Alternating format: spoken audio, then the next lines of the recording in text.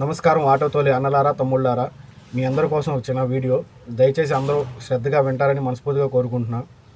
మన వ్యక్తిగత అవసరాల కోసం, మన కుటుంబం కోసం మనం పోరాడే ఆటో డ్రైవింగ్ చేసుకుంటూ ముందుకెళ్తున్నాం. కానీ కొంతమంది ఆటో డ్రైవర్లు చేసే పొరపాటు వల్ల ప్రతి ఒక్కరూ మన మీద హేళన భావంతో ఉన్నారండి. అవన్నీ తీసివేయాలంటే మనం చైతన్యవంతులు కావాలి, అందరిలో ఐక్యత రావాలి, కలిసి ముందుకెళ్ళి మనం ప్రతి ఒక్కటి ప్రాబ్లంని సాల్వ్ చేసుకుంటూ రావాలండి.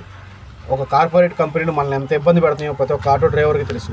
ఈ కార్పొరేట్ కంపెనీలతో మనం ఢీనాలన్నా సరే ప్రతి ఒక్కరి సపోర్ట్ మనకు కావాలండి. ఇక్కడ రాగద్వేషాలకు పోకండి. ఒకటేనండి, ఎవరు వ్యక్తిగత లాభాల కోసం కాదు. మనం చేసేది ఒక ఆటో వ్యవస్థ పూర్తిగా ఒక బలంగా రెడీ అవ్వాలని చెప్పి ప్రయత్నించేది. ఇక్కడ మనం ఎంతకాలం ఉంటామో తెలియదు ఈ భూమి మీద.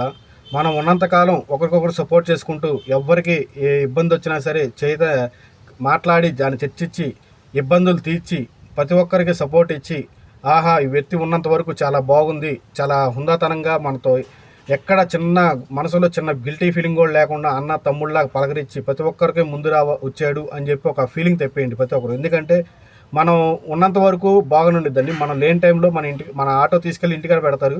ఇంటికాడ నుంచి ఒక నెల రోజుల తర్వాత తీసుకెళ్ళి అమ్మేస్తారు. అది ఎక్కువ రోజులు మన ఇంటికాడ ఉండదండి. ఒక కుటుంబ సభ్యులే మనం ఎలా చూసుకుంటారు. అలాంటిది సమాజంలో మనకంటూ ఒక మార్పు, మనకంటూ ఒక హోదాతనం రావాలంటే ప్రతి ఒక్కరిలో ఉన్న మంచి మనస్తత్వం బయట తీయాలండి.